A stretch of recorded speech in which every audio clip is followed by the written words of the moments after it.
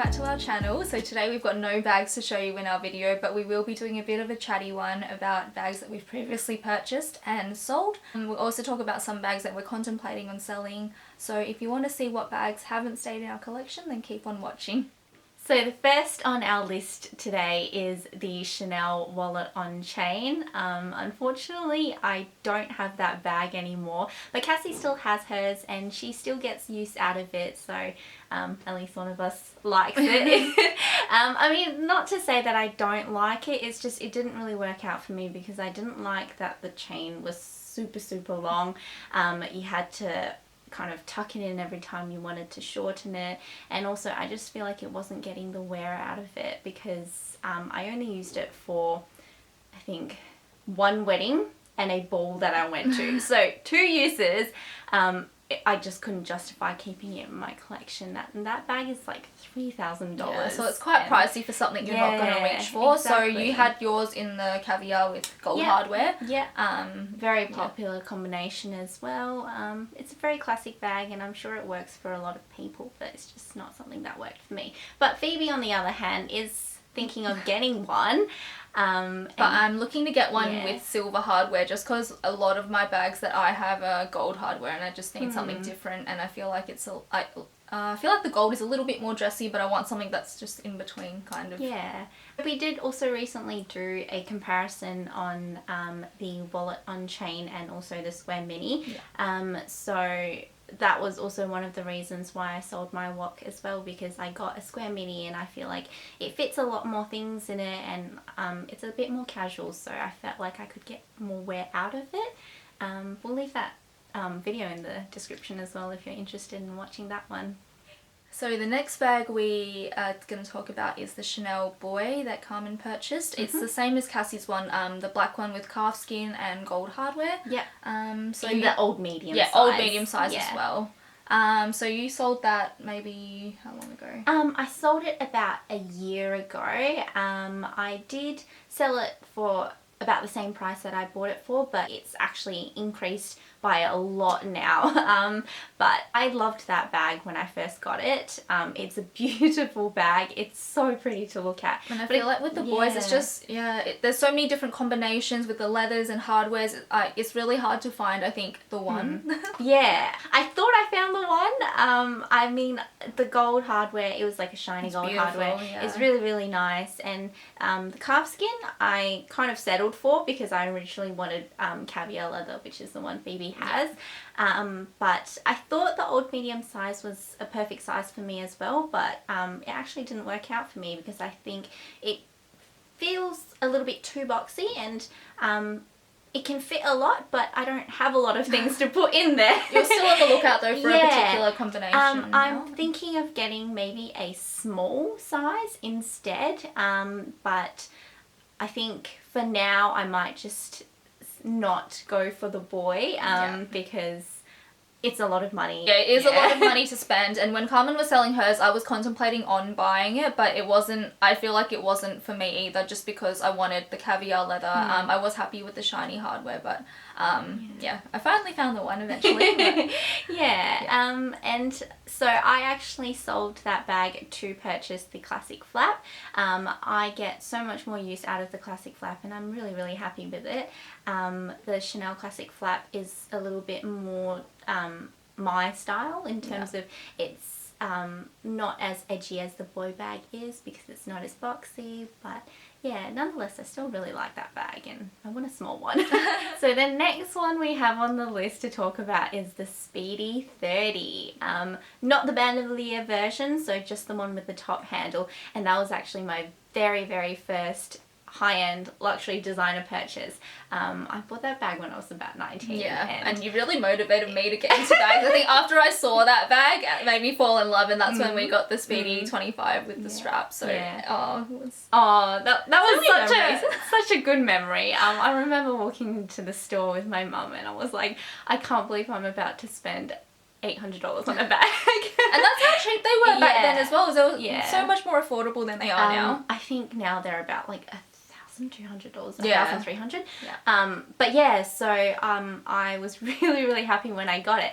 But I think later on I realized that I didn't need such a big bag. It's really, really big. It's yeah. really quite big. It was also before when everyone started getting into mini handbags and really downsizing and trying not to take so much out. But yeah, and the other issue I had with it was that it didn't have the additional longer straps so you could wear it cross bodies. So I could only wear it on the crook of my arm or handheld, and so that was pretty annoying. Wasn't super practical. Yeah, so. not the most practical bag, and I sold it with the mindset of getting the vanilla version in the size 25 as well, but I've actually never got around to it, and it's actually kind of still on my wish list, but I just keep finding other things that you want that I want more than that bag, so I just never got it. But I mean, you love your Speedy. Yeah, I do. Yeah, it's so convenient. And it was my first bag as well. Yeah, so the Speedies I think are a really good starting point to get into luxury handbags, but mine just unfortunately didn't work out for me. Now I'll just talk about a bag that I'm contemplating on selling, but probably not anymore. So I have the Eva clutch in the Damier Azur print, which is not available anymore. So LV discontinued it a couple of years ago. I'm not too sure exactly when.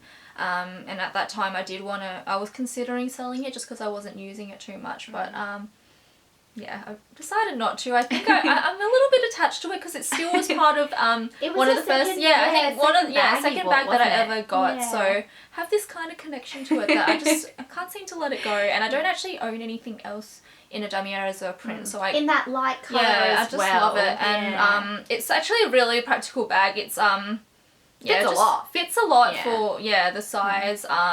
It's just super comfortable to wear as well. I've actually I actually had the strap shortened as well by LV, so I'm not sure if I sold it, if anyone would mind anyway. But yeah, it fits perfectly on me crossbody, so yeah, I still love the bag, so I'll probably be keeping it for a little while longer, and it's held up really well over the years, so probably won't sell it for the... You got it for a super good price as well. So at the Yeah. time I think I only paid around $800 and something for it. Yeah, I'm not quite too sure the price, but I think it was around there. Yeah, it's probably, well, I mean, if they still had it, it would be well over $1,000, I think. Yeah. These days, I don't think you can find Louis Vuitton bags for less than $1,000. Yeah, exactly. Yeah. So good decision. Yeah, I think it'll be staying with me for a little while longer. So the next bag we're talking about is the Prada mini tote, which Carmen sold in the black. So it's a similar version to this one, and for some reason Carmen knows the serial number for the bag. Yeah, it was actually BN2316. Not sure how she remembers that, but that shows how much effort and research I went into when I bought that bag. I bought that bag in Melbourne. Yeah. Super cute. Though. Yeah, I love it. Super, super cute. But I just never used it as well because the funny thing is we loved mini bags, so we just wanted a mini bag and everything, and so I was like, yep, mini size it is, but I just weren't as practical. Like I just think that we ended up with all these smaller bags in our collection and it just wasn't too practical. Yeah, but I bought it because I wanted like a mini version of what this one looks like, but it's such a like office kind of work looking bag, and I think the mini version just didn't work because it doesn't fit your drink bottle, doesn't fit a laptop or an iPad, so yeah, it just wasn't working practical for your lifestyle. Exactly. And so I bought that bag and then sold it and replaced it with this one, and I get more use out of this. I think it's a much more practical size. This one is the one size bigger than the mini, which is the small. I don't know the code for this one, unfortunately. I think it starts with BN18, but yeah, we'll leave that in the description box if you want to find out. But yeah, I think Cassie's also sold her pink one as well. She did have a pink one. And you were also looking to sell this Nero colour as well, weren't you? Yeah, I'm thinking of keeping it now, just because I love this colour, because I've got it in the mini promenade as well. Yeah. And I do like it as a work bag, but because of where I work, sometimes I don't feel comfortable with bringing such an expensive designer bag, so that's why I don't really use this one. But I think I'll keep it around for a bit more. Yeah. Yeah. Just in Yeah. case. Cute bag. Yeah. So the last one we've got on the list to talk about is actually a bag that I owned twice. Not once, but twice. And which she completely is in love with. So it's the Palm Spring mini backpack in the Monogram print. I freaking love this bag so much. She has this weird obsession with it. Like, it's a super cute bag, It's but so she cute. take it to the next level. Yeah. No, but it is a super cute bag. So you've had it twice, and both times. Yeah, so I had an issue with it the 2 times I've had it, which was the zipper that kept rubbing on the top flap of the bag, so it kept peeling, and I took it back the first time and they said they'll replace it for me, and the second time it happened again, and then Louis Vuitton actually said, look, it's obviously a reoccurring issue, we're happy to just refund you if that's what you want.